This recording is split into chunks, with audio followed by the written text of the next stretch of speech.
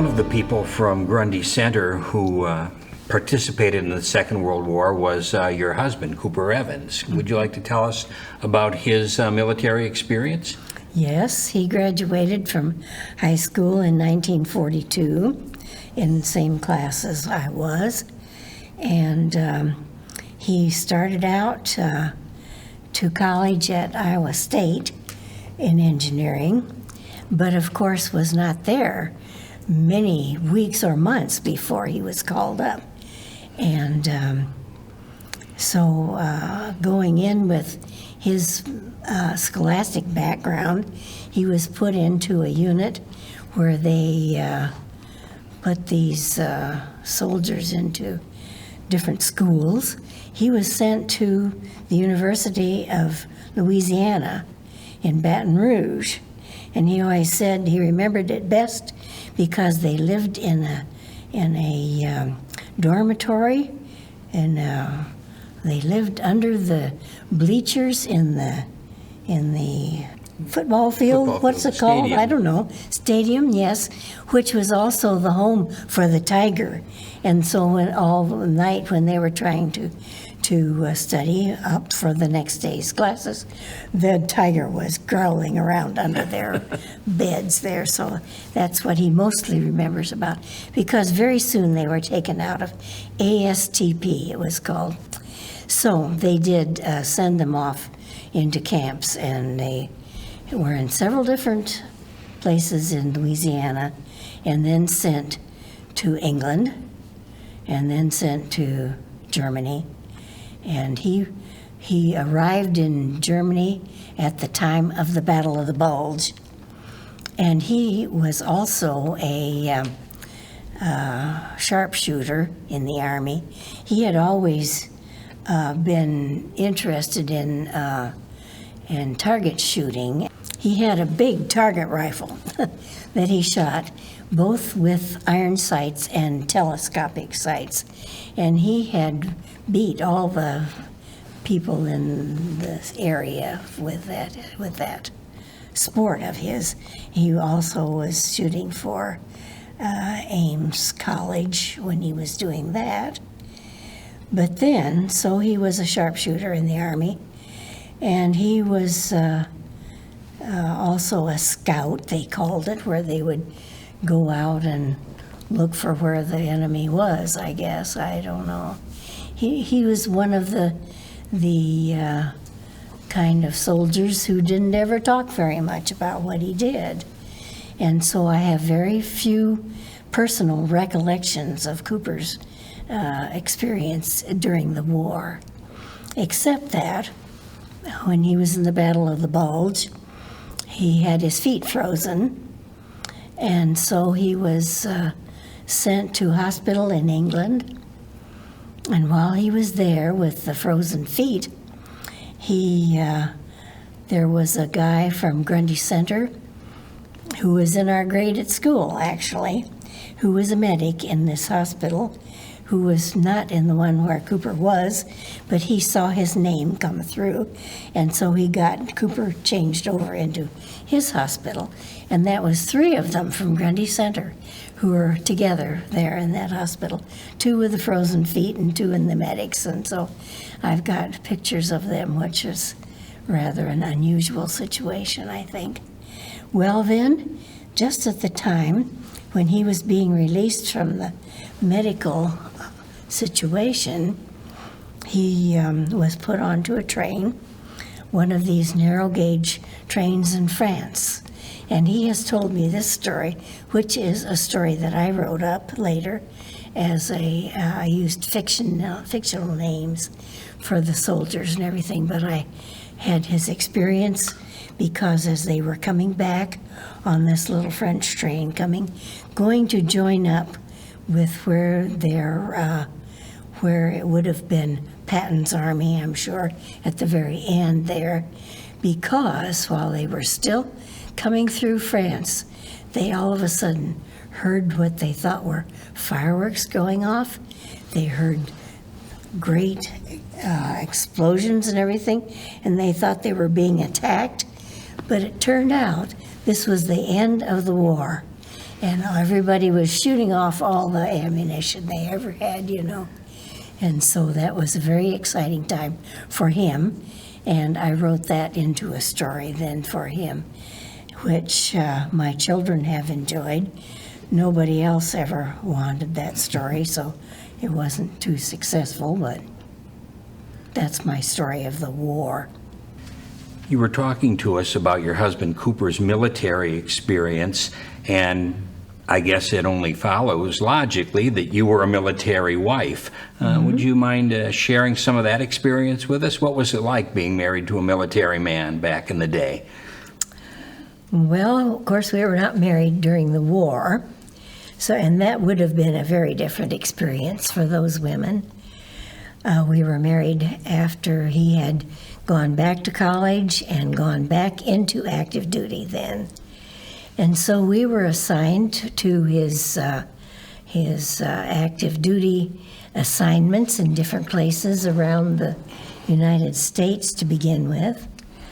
And we did have some time. I had sort of hoped that we would be going to maybe Germany and England and other places of greater interest to me. Where we ended up to begin with was Alaska. And so we lived in Alaska for 3 years. And because his particular job was not qualified to live on post, we had to find a place to live. And so we bought a small house trailer. It was 22 feet long, actually, 8 feet wide. You could reach each side. And we lived in this place for 3 years. And during that time, he was gone from, you might say, home, gone from me anyway, for a long time, each of those 3 years. He had an assignment out on the Aleutian Islands where he was supposed to record and bring back all this stuff that was left over from World War II, which they had just dropped when the war was over and come back. And so he was first on Amchitka and brought back like copper wire and gas tanks and anything that might be of use during this period, which was the Korean War going on, actually, which was why we were there 3 years then. So he was there for all summer, and I didn't even hear from him for much of that time because they were taken out there. He had a small company of men in his Army engineers group, and they picked up things that they thought could be used. This was a judgment that he needed to make, being in the engineer corps, of stuff that might be reused then during another wartime. So they did that all summer, and once in a great while someone would come back from that assignment and say, "I think your husband says hi. He needs a new blade for his armies, his equipment," whatever it was he was trying to work with. I never knew what it was because I was working in the public library in Anchorage at that time. So he did all that for a long time. Then he went to the island of Umnak, which he described later to me as made by a volcano there. I can't quite think of the name of the place, but it was an active volcano. They could see dust and smoke coming from it, from Umnak. It was closer to the mainland, actually. There they did the same thing. They picked up copper wire. He brought back a fire extinguisher and a couple of metal pitchers that we used for a long time. The rest of it, of course, he turned over to the Army. But that fire extinguisher hung in our basement for a long time. And finally, I began to be afraid that it was getting old and might explode on us or something like that. So I laid it out in the backyard, which happened to be in the summertime, and one time it did explode on us. Well, then one of my nephews said, "That's too bad, I was going to take that to the Antiques Roadshow," he said. So it lost all its use for us at that time, but anyway, That was one job that Cooper had at the time. Then he had another job where he had to build out in the mountains a radar station where there was nothing there to begin with. They dropped him and some other people off at a village there, and they began to write down what they needed to build a radar station out there. And this later had a proper name of its own, which was used as stations 1, 2, and 3, and so forth, clear across Alaska, actually. But his job was with the first one, which he designed and built there worked at that for many months. And he had other similar jobs where he built roads and dams and ordinary engineering type things. And so that's what we did in Alaska. And in the meantime, I was working in the library. If that was not apparently one of your favorite experiences, but because you spent so much time alone, do you have any favorite travel stories that you might be able to share with us? You should have given me some time to think about that. Because you see, being in the engineer corps, he was always assigned to places that were not either not welcoming to a family, and I didn't get to go at all, or else it would be some sort of hardship tour where I'd be living in a really, may I use the word dismal? It's one of my sister's favorite words, and it comes to mind. Yeah, I've had a lot of different experiences with the Army, that's true. But part of the time we did live in a house that we bought near Fort Belvoir. That was the Engineer Corps Center at the time.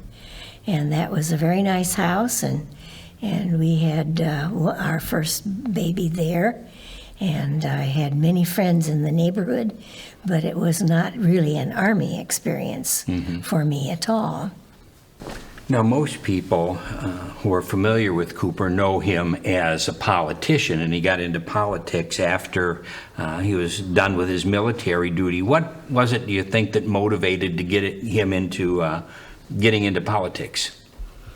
Well, he considered, like any citizen thinks, what is the Congress doing? What are they doing in Des Moines? What could I give out of my experience, he thought. And really felt that he'd had a lot of experience with the Army, with finance, especially in the Army, and also with his business experience in different places, so that he thought he needed to give back, I guess, to the United States what he had learned from his experience already. By that time, he'd been in the Army for about 18 years. And we decided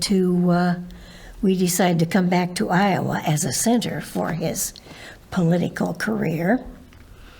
And he first got into organizational politics, working for the committees in the state of Iowa, and later with committees nationally, actually. The Republican Party had him assigned to different things as he became better known.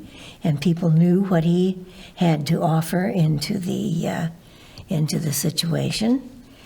And so he had those experiences before he actually ran for office. Because, of course, becoming better known, they would say, why don't you run for office? And it isn't easy to find somebody to take these jobs. And so he thought that over and discovered that he probably should first begin with the Iowa legislature. And he was 3 terms then representing our district. It was number 38, I think, which is a familiar number in this part of the world. It's a Grundy County number all over the place, you know. So we were in the 38th district for the legislature. Then he decided to go on and run for Congress in the 3rd district at that time, because Grassley, who had been the representative there had decided to go on to the Senate, which left an opening there for somebody to fill in as congressman. And so Cooper took that on and was elected for 3 terms in a row then. After 3 terms, he decided he'd had enough of that he had given all he had to give to agriculture, finance, and other aspects of government at that level. So that's why he went in, was actually to give back to the country. You said that you and Cooper decided to come back to Iowa after he was done with his military career. Were there any specific reasons that you decided to come back to Grundy Center? Well, Grundy Center is a great place to live. We grew up there. Both he and I were in school, all through school here. And we had, some of our parents were still living at that time, actually. So that it was a natural place to come back to. We knew people here, and it was just the best place to be. Mm-hmm. And because we'd had 2 little boys by that time, too, and so we thought the schools would be hopefully as good to them as they had been to us. So that's why.